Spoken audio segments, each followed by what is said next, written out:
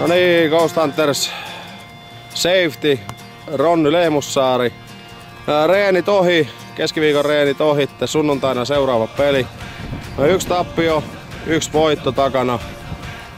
Miten kausi on alkanut sun mielestä joukkueella?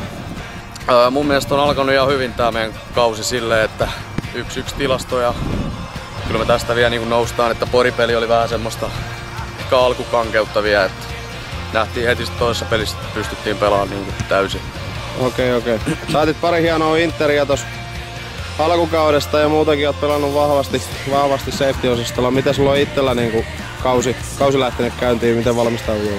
Ihan hyvin, en mä tässä mitään vedetty punttia joukkueen porukan kanssa ja vähän käyty tuo urheiluvalmennuskeskuksilla hiomassa, kun paikat pysyy kunnossa ja joo. Semmoista perusjuttua. Niin.